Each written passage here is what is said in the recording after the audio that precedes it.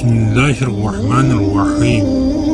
ایک رات مصر کے بادشاہ فرعون نے ایک خواب دیکھا کہ شام کی طرف سے ایک آگ آئی اور اس آگ نے تمام قبطیوں کے گھروں کو جلا ڈالا، جبکہ بنی اسرائیل محفوظ رہے۔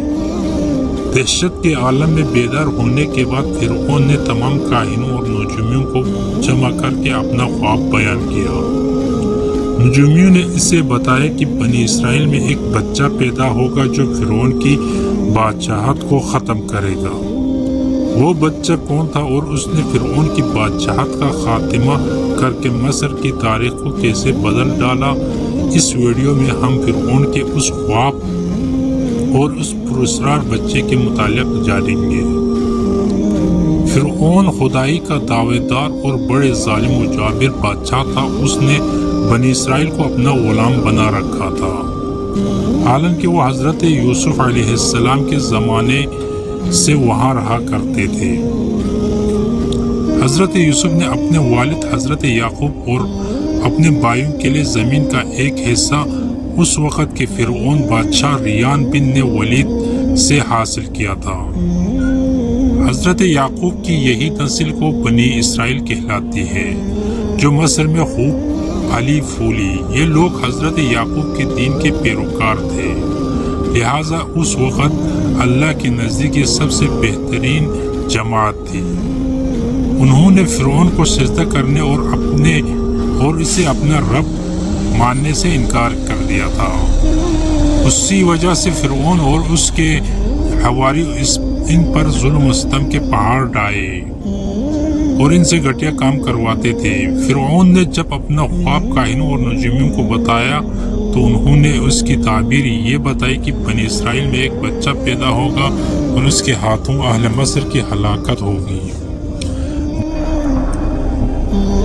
بنی اسرائیل کے یہاں بھی شروع سے یہی بات مشہور تھی، لہٰذا اس خواب کے بعد وہ مزید فکر مند ہو گیا اور اس نے حکم جاری کر دیا کہ بنی اسرائیل میں پیدا ہونے والے تمام لڑکے قتل کر دیے جائیں۔ اس حکم کے مطابق فرعون کے حواری اور اس کے سپاہیوں نے ہر ممکن قدم اٹھایا تاکہ کوئی بھی نومولود لڑکا زندہ نہ بچ پائے، لیکن اللہ کے فیصلے اٹل ہوتے ہیں۔ دیکھتے ہی دیکھتے بنی اسرائیل کے ہزاروں نومولود بچے ذبح کر دیے گئے۔ پھر ایک وقت وہ آیا کہ جب قبطی سرداروں نے فرعون سے کہا کہ اگر بنی اسرائیل کے لڑکوں کا اس طرح قتل عام ہوتا رہا تو ہمیں آئندہ خدمت گار ملنا مشکل ہو جائیں گے، اور پھر ہمارے ایک کم تر گھٹیا اور غلیظ کام کون کرے گا۔ اس پر فرعون نے حکم جاری کیا کہ 1 سال چھوڑ کر بچے قتل کیا جائے۔ ان دنوں حضرت موسیٰ کی والدہ اپنے حمل کی ابتدائی دنوں میں تھی۔ اللہ نے ان کی حفاظت کا سامان اس طرح فرمایا کہ ان کے والدہ پر معمول کے مطابق حمل کے آثار ظاہر نہیں ہوئے، جن سے اب فرعون کی چھوڑی ہوئی دائیوں کی نگاہ میں نہ آئی۔ انہوں نے اس بات کو چھپائے رکھا یہاں تک کہ پیدائش کا وقت آ پہنچا اور انہوں نے بچے کو جنم دیا۔ اس بارے میں سوائے قریبی لوگوں کے کوئی نہیں جانتا تھا۔ نجومی نے فرعون کو دی کہ بچہ پیدا ہو چکا ہے۔ اس اطلاع نے فرعون کو بدحواس کر دیا۔ اس کے سپاہیوں نے گھر گھر تلاشی شروع کر دی۔ حضرت موسیٰ کے بھائی حضرت ہارون صالح الاعمال میں پیدا ہوئے تھے، جبکہ حضرت موسیٰ علیہ السلام قتل والے سال میں پیدا ہوئے۔ حضرت موسیٰ کے والدین سخت پریشان تھے۔ 3 مہینے تک انہوں نے حضرت موسیٰ کو چھپا کر رکھا، لیکن زیادہ عرصہ تک بچے کو شاہی سپاہیوں اور جاسوسوں کے نظروں سے چھپا کر رکھنا ممکن نہ تھا۔ پھر بھی وہ اپنے پوری کوشش کرتی رہی، یہاں تک کہ ان کے پاس اللہ کا حکم آ گیا۔ یہ حکم اللہ نے ان کے دلوں میں ڈالا تھا، یعنی القا کیا تھا۔ حضرت موسیٰ کے والدہ کے دل میں خیال آیا کہ تابوت کی طرح ایک صندوق بنایا جائے اور اس بچے کو اس صندوق میں رکھ کر دریائے نیل کے بہاؤ پر چھوڑ دیا جائے۔ حضرت موسیٰ کی ماں نے اللہ کے حکم کے مطابق بچے کو صندوق میں رکھا اور دریا میں چھوڑ دیا۔ ساتھ ہی موسیٰ علیہ السلام کی بہن سے کہا کہ تم اس کے پیچھے پیچھے چلتی جاؤ، لہٰذا وہ دریائے نیل کے موجوں میں چلے اور ان کی بہن کنارے چلی۔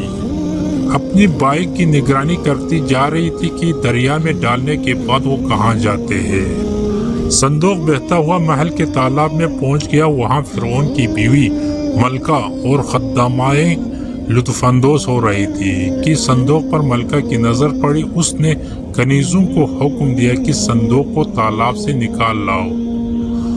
صندوق کھولا گیا تو اس میں ایک حسین اور تندرست بچہ آرام سے لیٹا ہوا انگوٹھا چوس رہا تھا۔ ملکہ بہت خوش ہوئی، اس کی آنکھوں میں ممتا اتر آئی، شفقت و محبت سے بچے کو گود میں لے لیا۔ ملکہ نے سوچا کہ اس بچے کو بیٹا بنا کر پالنا چاہیے۔ محل میں کسی نے خدشہ ظاہر کیا کہ یہ بچہ بادشاہ کی سلطنت کو ختم کرنے کا سبب بھی بن سکتا ہے۔ فرعون کے دل میں بھی یہ خیال آیا کہ کہیں یہ بچہ بنی اسرائیل کا وہ لڑکا نہ ہو جس کے بارے میں نجومیوں نے پیشگوئی کی تھی۔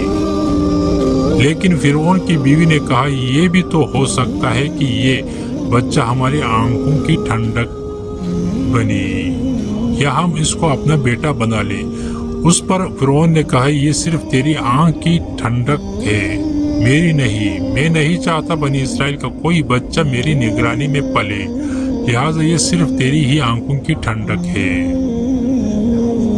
حضرت ابن عباس فرماتے ہیں کہ اگر فرعون یہ بات کہہ دیتا کہ یہ میری بھی آنکھوں کی ٹھنڈک ہے تو اللہ تعالیٰ اسے ہدایت دے دیتا ہے، لیکن اس نے یہ کہا کہ یہ صرف تیری آنکھوں کی ٹھنڈک ہے۔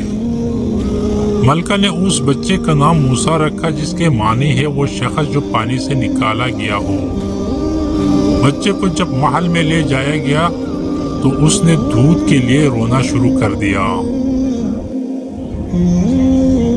بچے کے پاس دودھ پلانے والیاں لائی گئی، لیکن بچے نے کسی عورت کا بھی دودھ نہ پیا۔ جو عورت بھی آپ کو دودھ پلانے کی کوشش کرتی ناکام ہو جاتی۔ ادھر موسیٰ علیہ السلام کی بہن دور کھڑی یہ سب دیکھ رہی تھی۔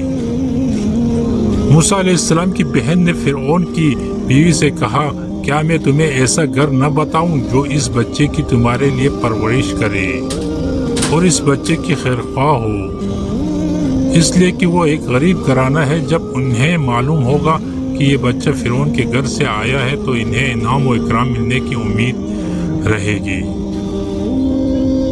اس گھر میں نیک سیرت خاتون ہے، وہ اس بچے کو بخوشی دودھ پلانا قبول کرے گی۔ فرعون کی بیوی نے کہا چلو ٹھیک ہے، لہٰذا آپ کی بہن انہیں گھر لے کر آئی۔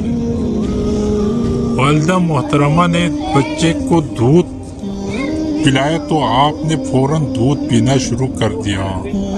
آپ چونکہ بچے نے کسی اور کا دودھ پینا قبول نہیں کیا تھا، اس لیے وہ خود بچے کو لے کر آتے تھے۔ اس طرح موسیٰ علیہ السلام کے والدہ کا بے حد احترام ہونے لگا۔ اس طرح حضرت موسیٰ علیہ السلام شاہی محل میں پرورش پا کر جوان ہو گئی اور پورے توانا ہو گئے، لہٰذا اللہ نے آپ کو نبوت کے منصب پر فائز کیا۔ آپ نے بنی اسرائیل کو فرعون سے آزادی دلائی اور مصر سے نکل گئی۔ فرعون بنی اسرائیل کو ختم کرنے کے لیے لشکر لے کر روانہ ہوا۔ جب بنی اسرائیل بحر احمر کے قریب پہنچے تو اللہ نے ان کے لیے دریا کے بیچ سے راستہ کھول دیا۔ یہ وہی موقع تھا جب فرعون کا وہ خواب پورا ہونے والا تھا اور اس کی بادشاہت اور لو لشکر تباہ و برباد ہونے والی تھی۔ بنی اسرائیل تو سمندر کے پار چلے گئے، مگر جب فرعون اپنے لشکر سمیت ان کے پیچھے آیا تو سمندر کا یہ راستہ بند ہو گیا اور وہ اپنے لشکر سمیت اس سمندر میں غرق ہو گیا۔ والسلام علیکم ورحمۃ اللہ وبرکاتہ۔